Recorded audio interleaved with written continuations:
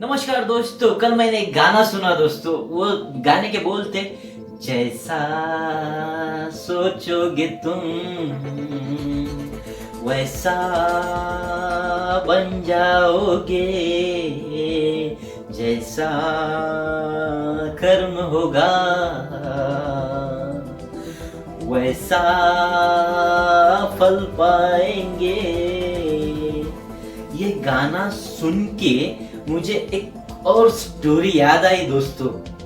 एक बिजनेसमैन थे, वो बिजनेसमैन का इंटरव्यू ले रहे थे कोई। तो वो इंटरव्यू में उनसे पूछा गया, सर आपने जो ये तरक्की की है ये कैसे की आपने?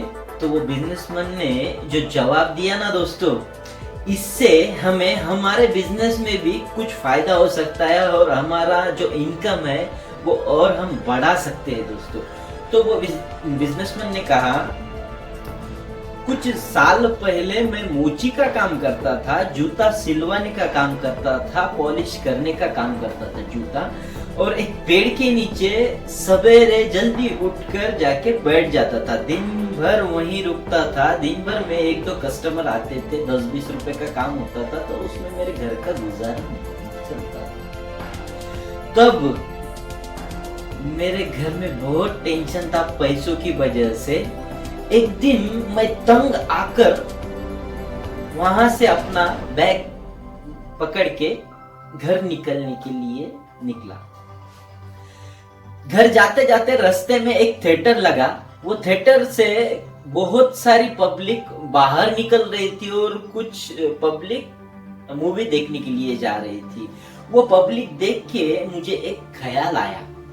मैंने सोचा, क्यों ना मैं इस थिएटर के बाहर रास्ते के बाजू में अपना छोटा सा दुकान लगाऊं और यहाँ दिन भर अपना बिजनेस करूं।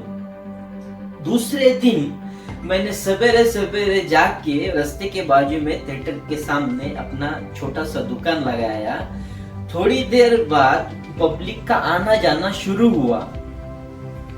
तब मेरे पास बहुत सारे कस्टमर आने लगे। कोई अपना जूता सिलवाने के लिए आया, कोई पॉलिश करने के लिए आया, और कुछ लोग मेरे पास अपना जूता बनवाने के लिए आए, नया वाला। कुछ दिन ऐसे ही चलता रहा। कुछ दिनों के बाद मैंने एक छोटा सा, उसी थिएटर के सामने एक छोटा सा शॉप चालू किया, जूते का ही। मुझे उसमें भी अच्छा रिस्पॉन्स मिलने लगा, उसमें भी अच्छा इनकम मेरा बढ़ने लगा।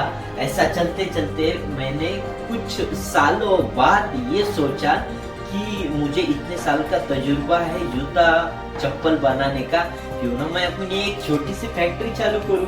तब मेरे पास इतना पैसा नहीं था कि मैं अपनी खुद की फैक्ट्री चालू करूं दोस्तों। तब मैंने एक बैंक में जाके बिजनेस लोन लिया। वो बिजनेस लोन लेके मैंने अपनी छोटी सी फैक्ट्री चालू की। सबसे अलग मैंने क्या किया, मेरा खुद का डिजाइन बनवाया। जो डिजाइन को मुझे मार्केट से बहुत सारा रिस्पांस मिला।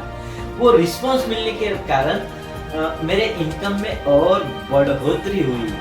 मेरे पास बहुत सारा पैसा आने लगा। तो मैंने सोचा, क्यों ना, मेरा शॉप तो है, मैं एक बड़ा शोरूम चालू करूं। तो शोरूम के लिए भी मैंने वापस से लोन लिया और उस शोरूम को मुझे बहुत बड़ा रिस्पांस मिला। मेरा इनकम भी बढ़ गया। तो मैंने इसी तरह से कुछ सालों बाद दूसरे एरिया में और एक शोरूम चालू किया। इस तरह से आगे चलते चलते आज मैं एक बहुत बड़ा बिजनेसमैन बना हूँ।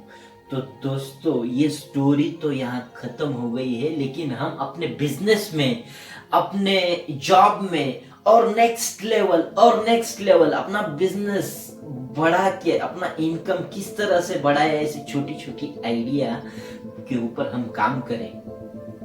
और इस तरह से हम थोड़ा शांति से बैठकर अगर सोचेंगे ना, तो दोस्तों हमें एक आधा आइडिया तो जरूर अपने दिमाग में आएगा और इससे हम अपना बिजनेस बढ़ा सकते हैं दोस्तों।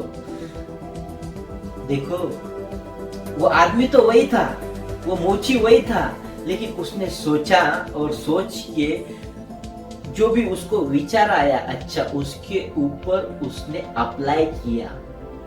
सोचने के ऊपर अप्लाई किया। कई बार ऐसा होता है कि हम सोचते रहते लेकिन करते कुछ भी नहीं। दोस्तों अगर रिजल्ट चाहिए ना तो सोचने के बाद हमें उस चीज पर अप्लाई भी करना चाहिए। तो दोस्तों आप सबको बेस्ट ऑफ लक, आप भी अपने बिजनेस ग्रोथ करें और अपना इनकम बढ़ाए। थैंक यू दोस्तों।